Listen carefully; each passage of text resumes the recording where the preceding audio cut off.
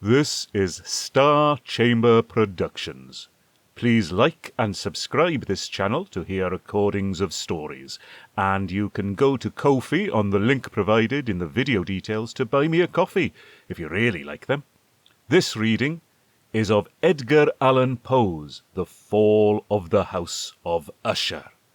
Well, this is a story which needs no introduction.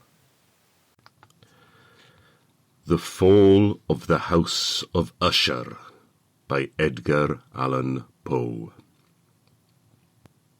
During the whole of a dull, dark, and soundless day in the autumn of the year, when the clouds hung oppressively low in the heavens, I had been passing alone on horseback through a singularly dreary tract of country, and at length found myself, as the shades of the evening drew on, within view of the melancholy house of Usher.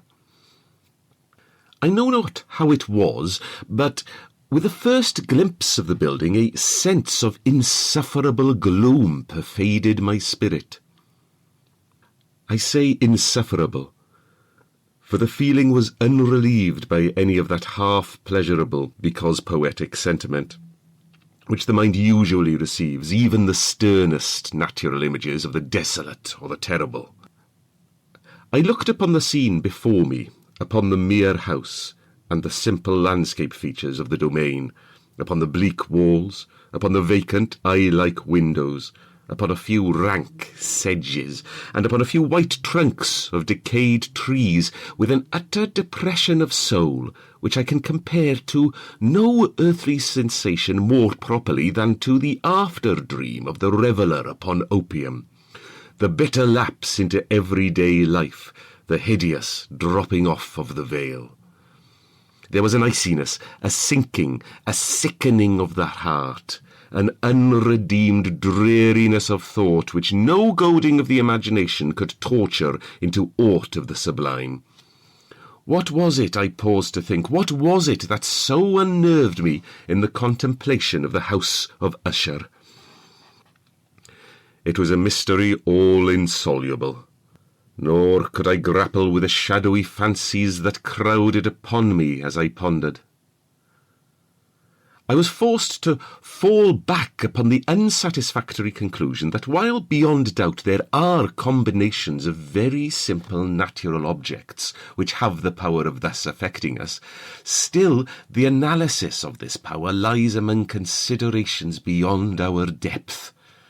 It was possible, I reflected, that a mere different arrangement of the particulars of the scene, of the details of the picture, would be sufficient to modify, or perhaps to annihilate its capacity for sorrowful impression, and, acting upon this idea, I reined my horse to the precipitous brink of a black and lurid tarn that lay in unruffled lustre by the dwelling, and gazed down, but with a shudder even more thrilling than before, upon the remodelled and inverted images of the grey sedge, and the ghastly tree stems, and the vacant and eye-like windows.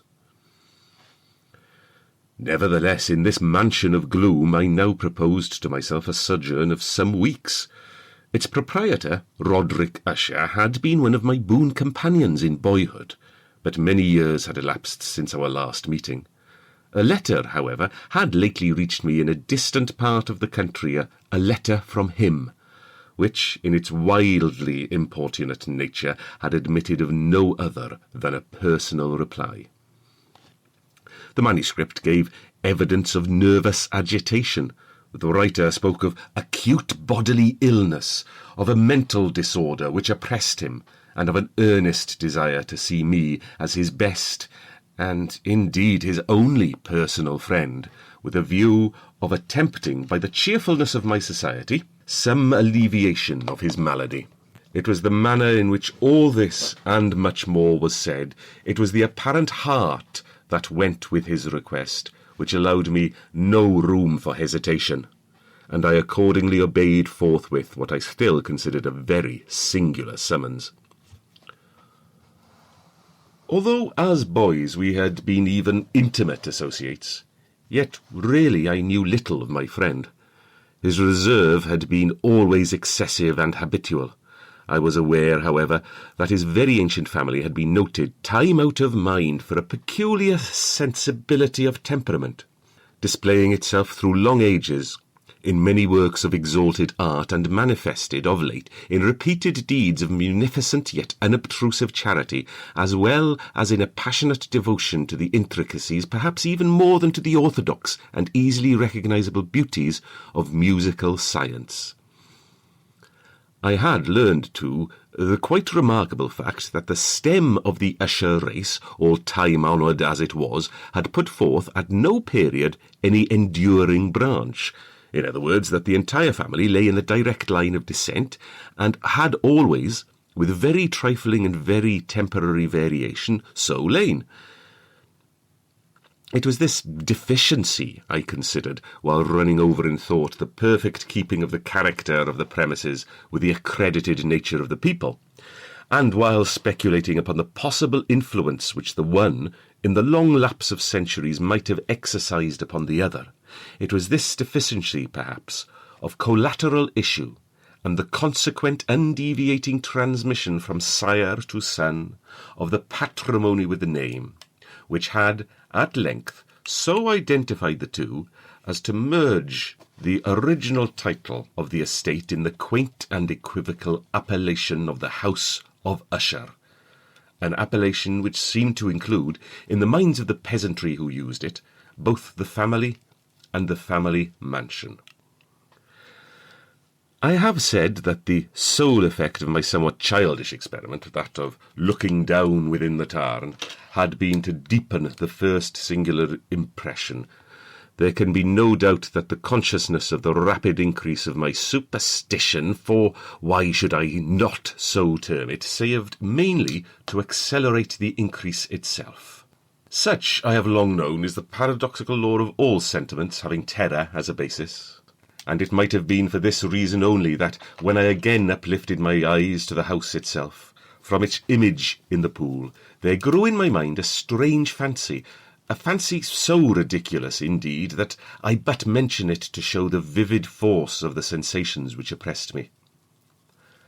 I had so worked upon my imagination as to really believe that about the whole mansion and domain there hung an atmosphere peculiar to themselves and their immediate vicinity, an atmosphere which had no affinity with the air of heaven, but which had reeked up from the decayed trees and the grey wall and the silent tarn, a pestilent and mystic vapour, dull, sluggish, faintly discernible, and leaden-hued.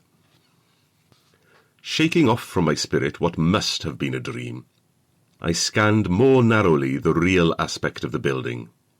Its principal feature seemed to be that of an excessive antiquity. The discoloration of ages had been great. Minute fungi overspread the whole exterior, hanging in a fine tangled webwork from the eaves. Yet all this was apart from any extraordinary dilapidation. No portion of the masonry had fallen, and there appeared to be a wild inconsistency between its still perfect adaptation of parts and the crumbling condition of the individual stones. In this there was much that reminded me of the specious totality of old woodwork, which has rotted for long years in some neglected vault, with no disturbance from the breath of the external air. Beyond this indication of extensive decay, however, the fabric gave little token of instability. Perhaps the eye of a scrutinizing observer might have discovered a barely perceptible fissure which, extending from the roof of the building in front, made its way down the wall in a zigzag direction until it became lost in the sullen waters of the tarn. Noticing these things, I rode over a short causeway to the house. A servant in waiting took my horse, and I entered the Gothic archway of the hall.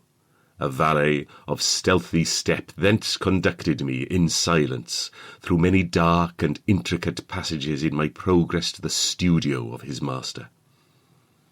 Much that I encountered on the way contributed, I know not how, to heighten the vague sentiments of which I have already spoken.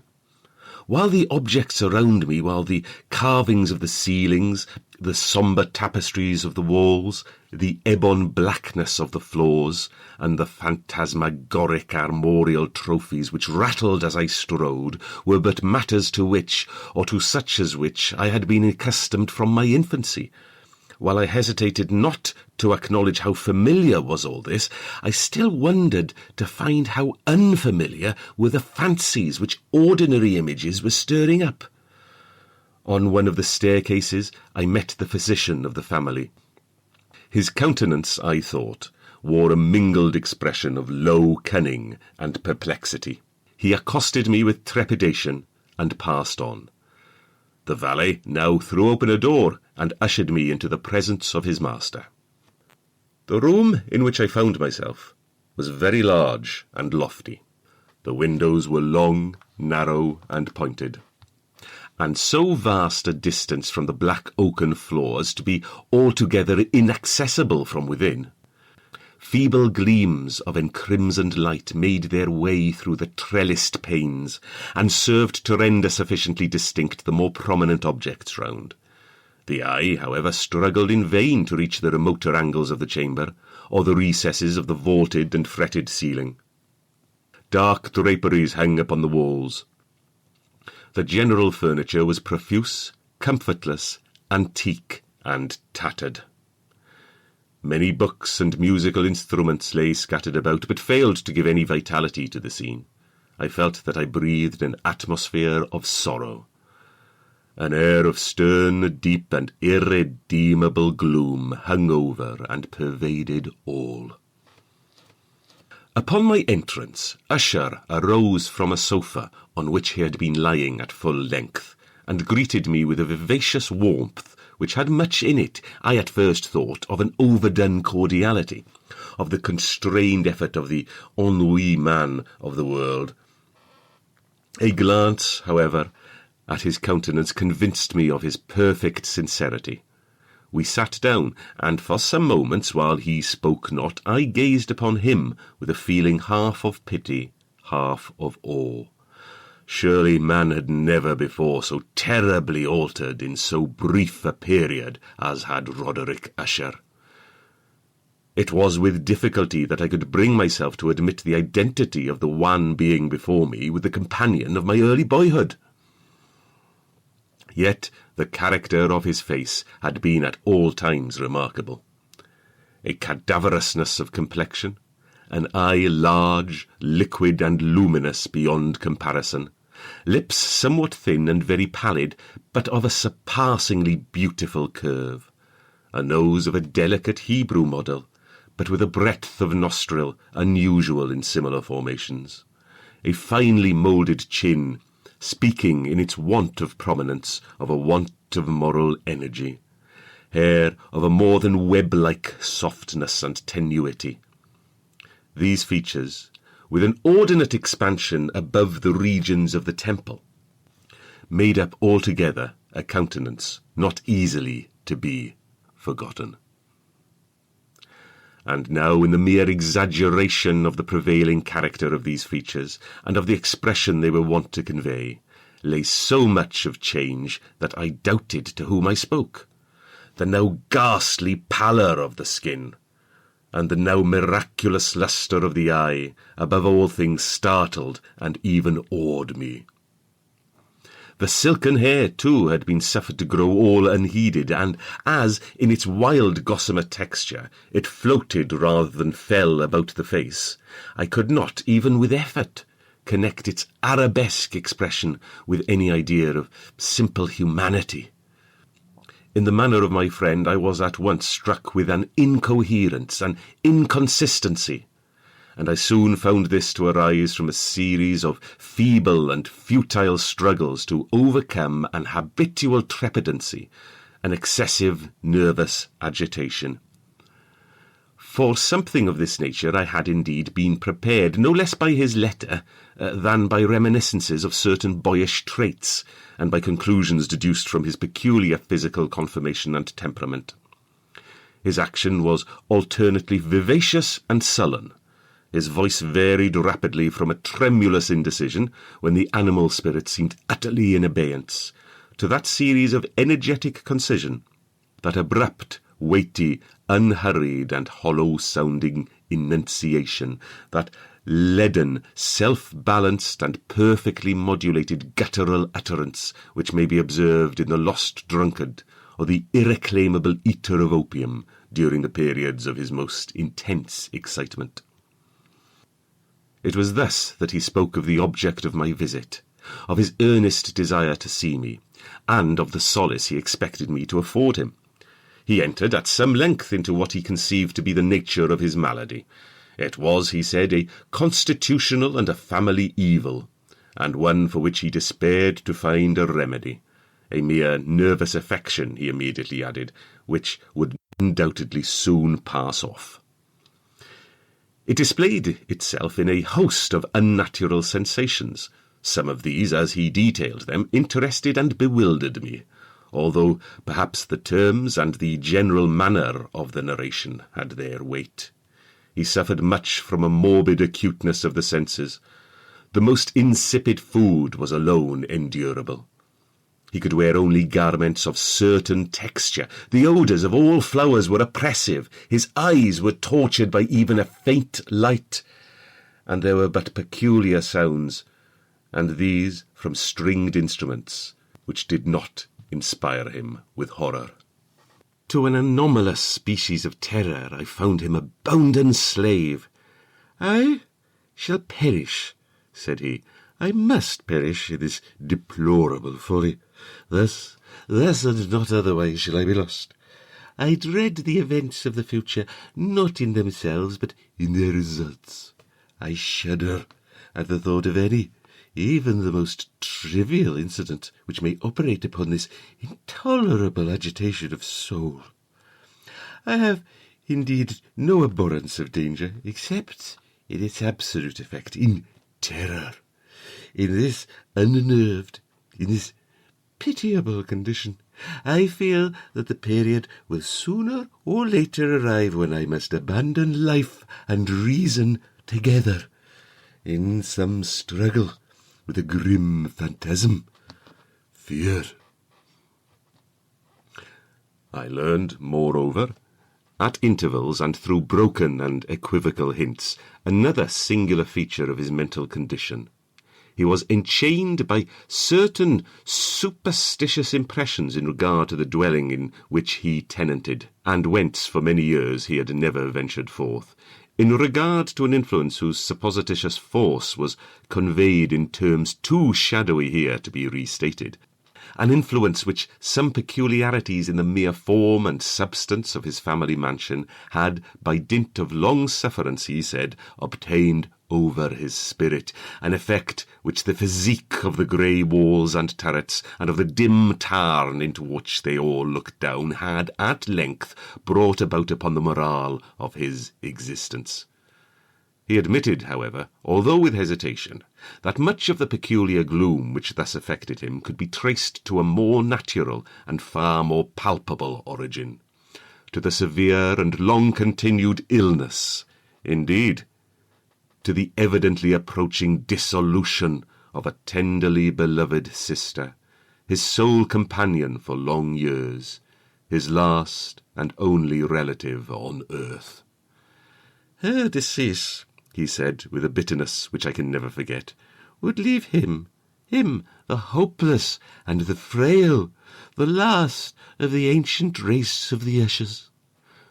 While he spoke, the Lady Madeline, for so was she called, passed slowly through a remote portion of the apartment, and, without having noticed my presence, disappeared.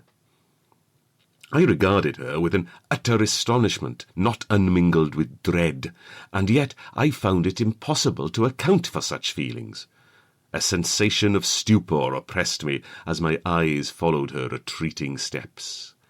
When a door at length closed upon her, my glance sought instinctively and eagerly the countenance of the brother, but he had buried his face in his hands, and I could only perceive that a far more than ordinary wanness had overspread the emaciated fingers through which trickled many passionate tears.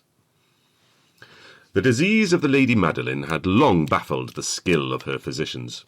A settled apathy, a gradual wasting away of the person, and frequent, although transient, affections of a partially cataleptical character were the unusual diagnosis. Hitherto she had steadily borne up against the pressure of her malady, and had not betaken herself finally to bed, but on the closing in of the evening of my arrival at the house, she succumbed, as her brother told me at night with inexpressible agitation, to the prostrating power of the destroyer, and I learned that the glimpse I had obtained of her person would thus probably be the last I should obtain, that the lady, at least while living, would be seen by me no more. For several days ensuing, her name was unmentioned by either Usher or myself, and during this period I was busied in earnest endeavours to alleviate the melancholy of my friend. We painted and read together, or I listened as if in a dream to the wild improvisations of his speaking guitar. And thus, as a closer and still closer intimacy admitted me more unreservedly into the recesses of his spirit, the more bitterly did I perceive the futility of all attempt at cheering a mind from which darkness, as if an inherent positive quality, poured forth upon all objects of the moral and physical universe in one unceasing radiation of gloom. I shall ever bear about me a memory of the many solemn hours I thus spent alone with the master of the house of Usher. Yet I should fail in any attempt to convey an idea of the exact character of the studies or of the occupations in which he involved me or led the way. An excited and highly distempered ideality threw a sulphurous lustre over all. His long improvised dirges will ring forever in my ears. Among other things, I hold painfully in mind a certain singular perversion and amplification of the wild air of the last waltz of von Weber, from the paintings over which his elaborate fancy brooded, and which grew, touch by touch, into vagueness, at which I shuddered the more thrillingly, because I shuddered knowing not why. From these paintings, vivid as their images now are before me, I would in vain endeavour to educe more than a small portion which should lie within the compass of merely written words. By the utter simplicity, by the nakedness of his designs, he arrested and overawed attention. If ever mortal painted an idea, that mortal was Roderick Usher.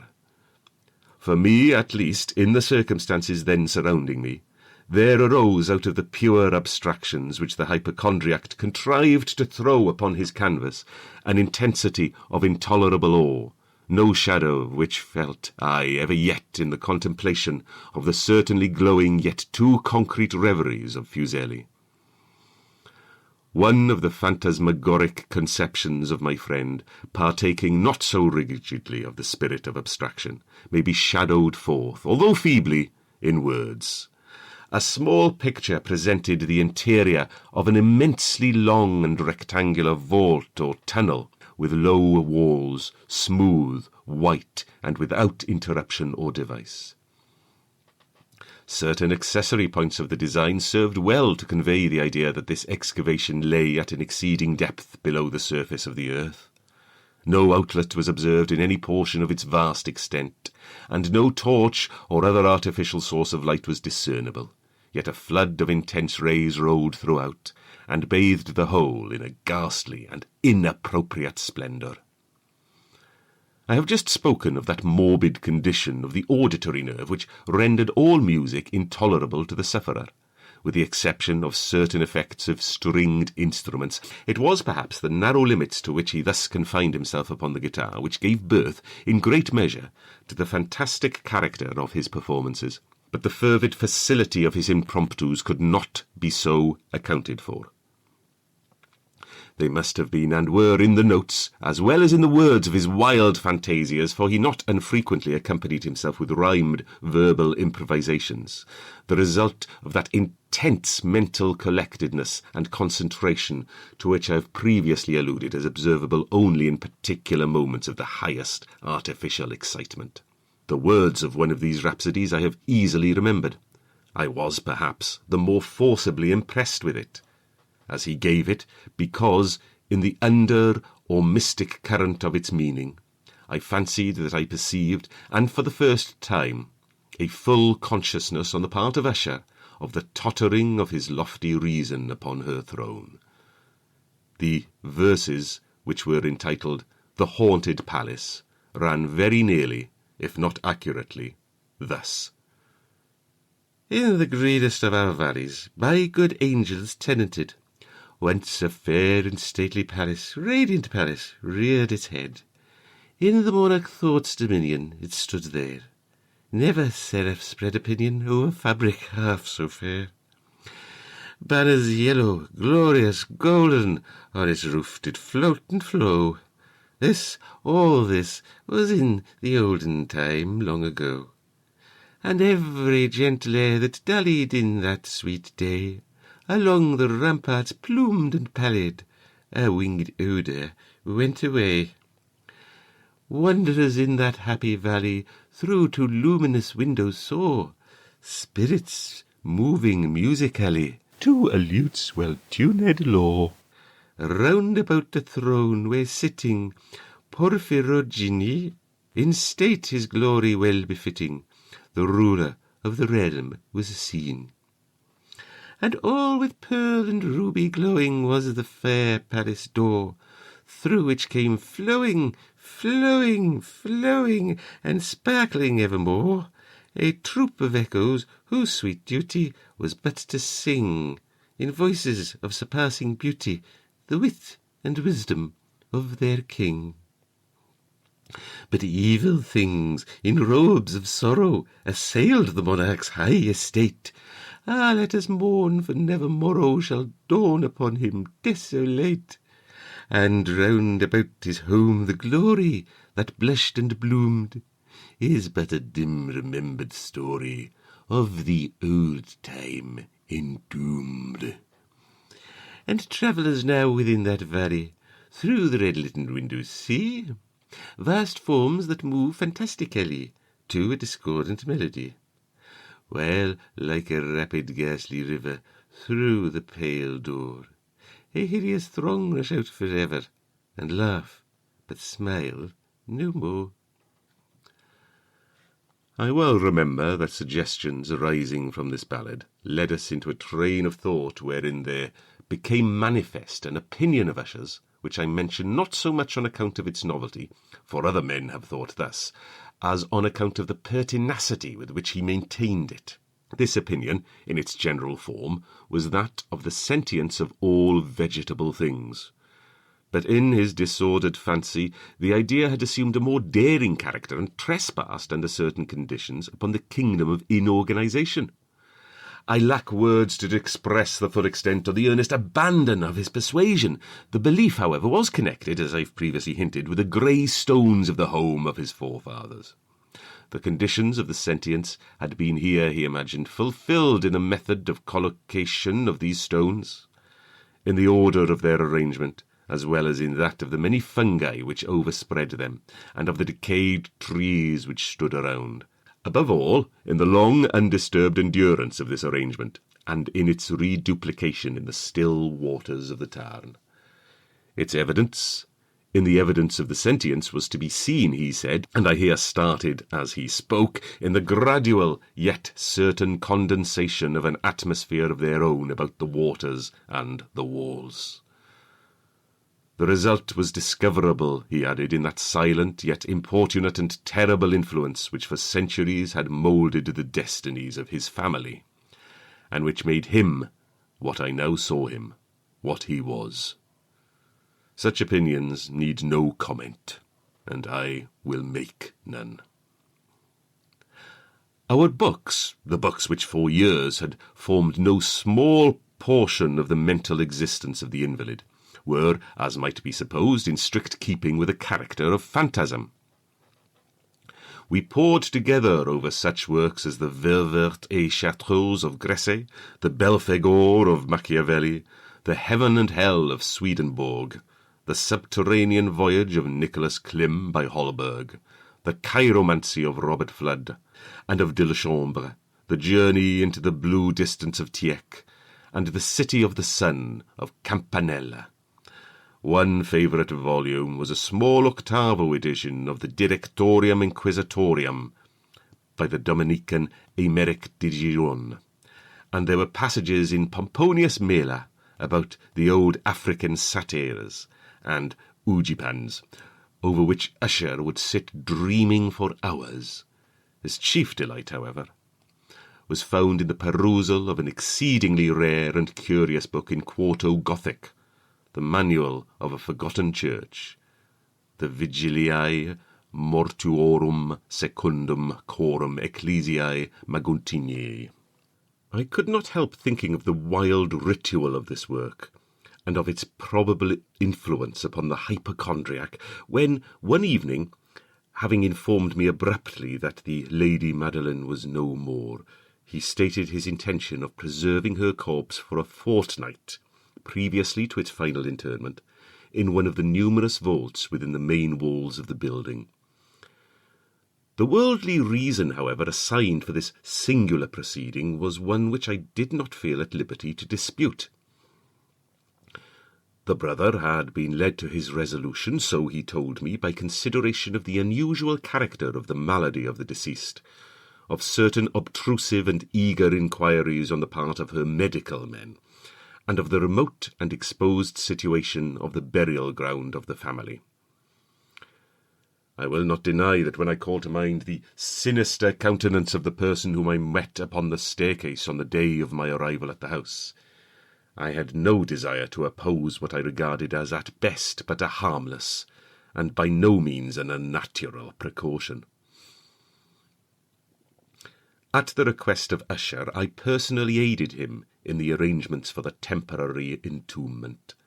The body having been encoffined, we two alone bore it to its rest.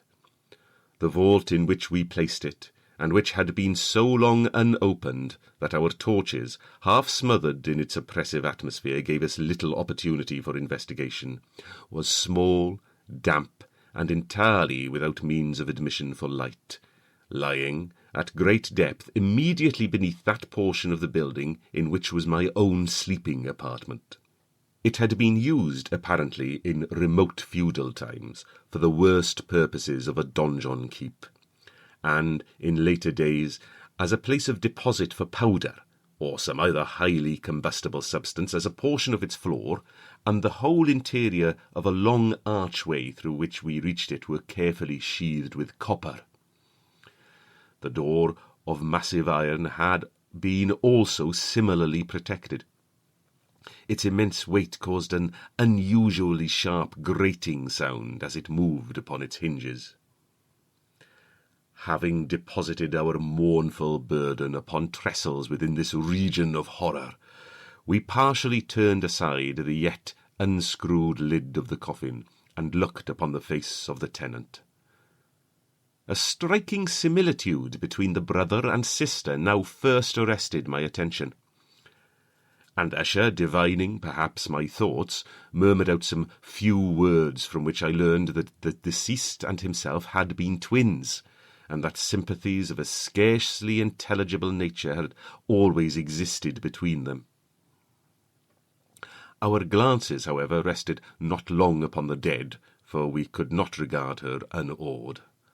The disease which had thus entombed the lady in the maturity of youth had left, as usual in all maladies of a strictly cataleptical character, the mockery of a faint blush upon the bosom and the face, and that suspiciously lingering smile upon the lip which is so terrible in death.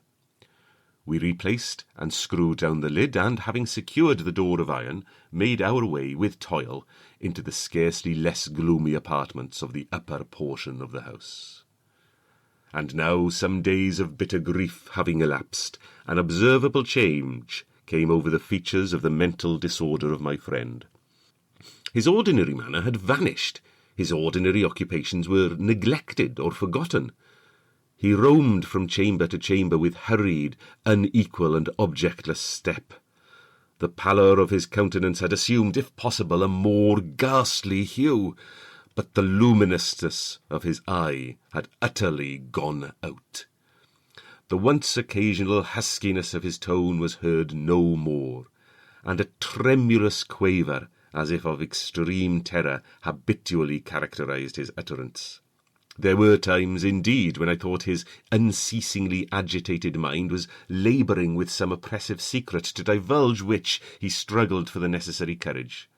At times, again, I was obliged to resolve all into the mere inexplicable vagaries of madness, for I beheld him gazing upon vacancy for long hours, in an attitude of the profoundest attention, as if listening to some imaginary sound. It was no wonder that his condition terrified, that it infected me. I felt creeping upon me by slow yet certain degrees the wild influences of his own fantastic yet impressive superstitions. It was especially upon retiring to bed late in the night of the 7th or 8th day after the placing of the Lady Madeline within the donjon that I experienced the full power of such feelings. Sleep came not near my couch, while the hours waned and waned away. I struggled to reason off the nervousness which had dominion over me. I endeavoured to believe that much, if not all, of what I felt was due to the bewildering influence of the gloomy furniture of the room, of the dark and tattered draperies which, tortured into motion by the breath of a rising tempest, swayed fitfully to and fro upon the walls, and rustled uneasily about the decorations of the bed. But my efforts were fruitless. An irrepressible tremor gradually pervaded my frame, and at length there sat upon my very heart an incubus of utterly causeless alarm. Shaking this off with a gasp and a struggle, I uplifted myself upon the pillows, and, peering earnestly within the intense darkness of the chamber, hearkened, I know not why, except that an instinctive spirit prompted me, to certain low and indefinite sounds, which came through the pauses of the storm, at long intervals, I knew not whence. Overpowered by an intense sentiment of horror, unaccountable yet unendurable, I threw on my clothes with haste, for I felt that I should sleep no more during the night, and endeavoured to arouse myself from the pitiable condition into which I had fallen by pacing rapidly to and fro through the apartment. I had taken but a few turns in this manner, when a light step on an adjoining staircase arrested my attention. I presently recognised it as that of Usher. In an instant afterward he rapped, with a gentle touch at my door, and entered bearing a lamp. His countenance was, as usual, cadaverously wan, but, moreover, there was a species of mad hilarity in his eyes, an evidently restrained hysteria in his whole demeanour. His air appalled me, but anything was preferable to the solitude which I had so long endured, and I even welcomed his presence as a relief. "And you have not seen it?" he said abruptly, after having stared about him for some moments in silence. "You have not seen it, then? But stay, you shall." Thus speaking, and having carefully shaded his lamp, he hurried to one of the casements, and threw it freely open to the storm. The impetuous fury of the entering gust nearly lifted us from our feet. It was, indeed, a tempestuous yet sternly beautiful night, and one wildly singular in its terror and its beauty. A whirlwind had apparently collected its force in our vicinity, for there were frequent and violent alterations in the direction of the wind, and the exceeding density of the clouds, which hung so low as to press upon the turrets of the house, did not prevent our perceiving the lifelike velocity with which they flew careering from all points against each other, without passing away into the distance. I say that even their exceeding density did not prevent our perceiving this. Yet we had no glimpse of the moon or stars, nor was there any flashing forth of the lightning. But the undersurfaces of the huge masses of agitated vapour, as well as all terrestrial objects immediately around us, were glowing in the unnatural light of a faintly luminous and distinctly visible gaseous exhalation which hung about and enshrouded the mansion. "You must not!" "You shall not behold this," said I shudderingly to Usher, as I led him with a gentle violence from the window to a seat. "These appearances which bewilder you are merely electrical phenomena, not uncommon, or it may be that they have their ghastly origin in the rank miasma of the tarn. Let us close this casement. The air is chilling and dangerous to your frame. Here is one of your favourite romances. I will read, and you will listen, and so we will pass away this terrible night together." The antique volume which I had taken up was the Mad Tryst of Sir Launcelot Canning, but I had called it a favourite of Usher's more in sad jest than in earnest, for in truth there is little in its uncouth and unimaginative prolixity which could have had interest for the lofty and spiritual ideality of my friend. It was, however, the only book immediately at hand, and I indulged a vague hope that the excitement which now agitated the hypochondriac might find relief, for the history of mental disorder is full of similar anomalies, even in the extremeness of the folly which I should read. Should I have judged, indeed, by the wild, overstrained air of vivacity with which he hearkened, or apparently hearkened to the words of the tale, I might well have congratulated myself upon the success of my design. I had arrived at that well-known portion of the story where Ethelred, the hero of the tryst, having sought in vain for peaceable admission into the dwelling of the hermit, proceeds to make good an entrance by force. Here, it will be remembered, the words of the narrative run thus: "And Ethelred, who was by nature of a doughty heart, and who was now mighty withal, on account of the powerfulness of the wine which he had drunken, waited no longer to hold parley with the hermit, who, in sooth, was of an obstinate and maliceful turn, but, feeling the rain upon his shoulders, and fearing the rising of the tempest, uplifted his mace outright, and with blows made quickly room in the plankings of the door for his gauntleted hand. And now, pulling therewith sturdily, he so cracked, and ripped, and tore all asunder, that the noise of the dry and hollow-sounding wood alarmed and reverberated through the forest."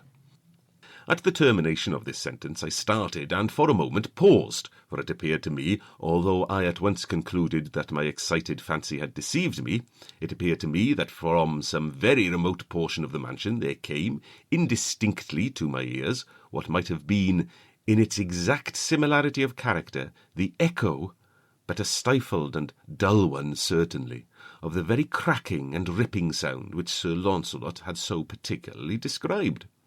It was, beyond doubt, the coincidence alone which had arrested my attention, for amid the rattling of the sashes of the casements, and the ordinary commingled noises of the still increasing storm, the sound, in itself, had nothing, surely, which should have interested or disturbed me. I continued the story. But the good champion Ethelred, now entering within the door, was sore enraged and amazed to perceive no signal of the maliceful hermit, but in the stead thereof a dragon of a scaly and prodigious demeanour, and of a fiery tongue, which sate in guard before a palace of gold with a floor of silver, and upon the wall there hung a shield of shining brass with this legend enwritten: "Who entereth herein a conqueror hath been, who slayeth the dragon, the shield he shall win." And Ethelred uplifted his mace, and struck upon the head of the dragon, which fell before him, and gave up his pesty breath with a shriek so horrid and harsh, and withal so piercing, that Ethelred had fain to close his ears with his hands against the dreadful noise of it, the like whereof was never before heard. Here again I paused abruptly, and now with a feeling of wild amazement, for there could be no doubt whatever that, in this instance, I did actually hear, although from what direction it proceeded I found impossible to say, a low and apparently distant but harsh, protracted and most unusual screaming or grating sound, the exact counterpart of what my fancy had already conjured up for the dragon's unnatural shriek as described by the romancer. Oppressed as I certainly was upon the occurrence of this second and most extraordinary coincidence by 1,000 conflicting sensations, in which wonder and extreme terror were predominant, I still retained sufficient presence of mind to avoid exciting, by any observation, the sensitive nervousness of my companion. I was by no means certain that he had noticed the sounds in question, although assuredly a strange alteration had, during the last few minutes, taken place in his demeanour. From a position fronting my own, he had gradually brought round his chair so as to sit with his face to the door of the chamber, and thus I could but partially perceive his features, although I saw his lips trembled as if he were murmuring inaudibly. His head had dropped upon his breast, yet I knew that he was not asleep from the wide and rigid opening of the eye as I caught a glance of it in profile. The motion of his body, too, was at variance with this idea, for he rocked from side to side with a gentle yet constant and uniform sway. Having rapidly taken notice of all this, I resumed the narrative of Sir Launcelot, which thus proceeded. And now the champion, having escaped from the terrible fury of the dragon, bethinking himself of the brazen shield, and of the breaking up of the enchantment which was upon it, removed the carcass from out of the way before him, and approached valorously over the silver pavement of the castle to where the shield was upon the wall, which in sooth tarried not for his full coming, but fell down at his feet upon the silver floor, with a mighty great and terrible ringing sound. No sooner had these syllables passed my lips than, as if a shield of brass had indeed at the moment fallen heavily upon a floor of silver, I became aware of a distinct, hollow, metallic, and clangorous, yet apparently muffled reverberation. Completely unnerved, I leapt to my feet, but the measured rocking movement of Usher was undisturbed. I rushed to the chair in which he sat. His eyes were bent fixedly before him, and throughout his whole countenance there reigned a stony rigidity. But, as I placed my hand upon his shoulder, there came a strong shudder over his whole person. A sickly smile quivered about his lips, and I saw that he spoke in a low, hurried, and gibbering murmur, as if unconscious of my presence. Bending closely over him, I at length drank in the hideous import of his words. Not hear it? Oh, yes, I hear it, and have heard it. Long, many minutes, many hours, many days have I heard it, yet I dared not. Oh, pity me, miserable wretch that I am. I dared not speak. We have put her living in the tomb. Said I not that my senses were acute? I now tell you that I first heard her feeble movements in the hollow coffin. I heard them many days ago, yet I dared not speak. And now, tonight, Ethelred, the breaking of the hermit's door, and the death cry of the dragon, and the clangour of the shield. Oh, say, rather, the rending of her coffin, the grating of the iron hinges of her prisons, and her struggles within the coppered archway of the vault. Oh, whither shall I fly? Will she not be here anon? Is she not hurrying to upbraid me for my haste? Have I not heard her footsteps on the stair?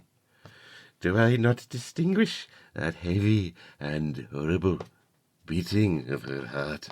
Madman! Here he sprang furiously to his feet, and shrieked out his syllables as if in the effort he were giving up his soul. Madman!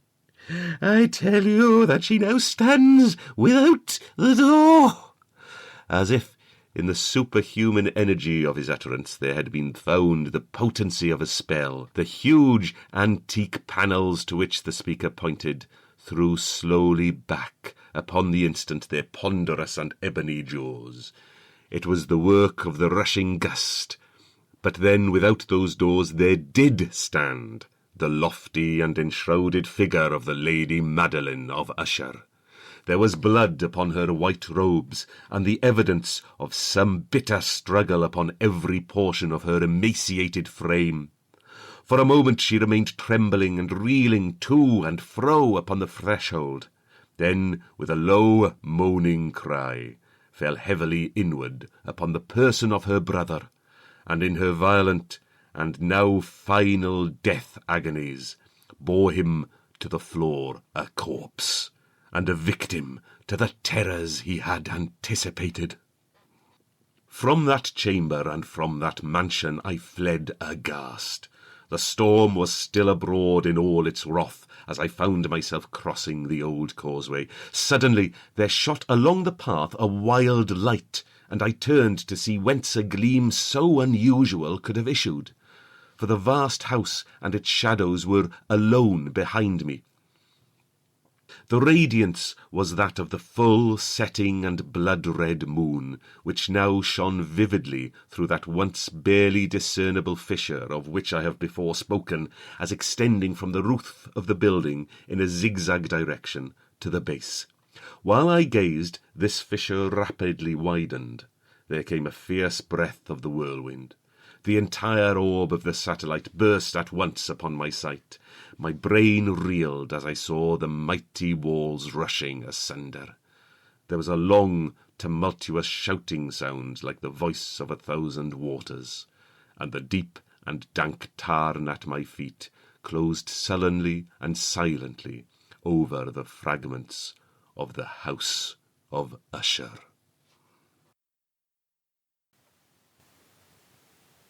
Well, goodness.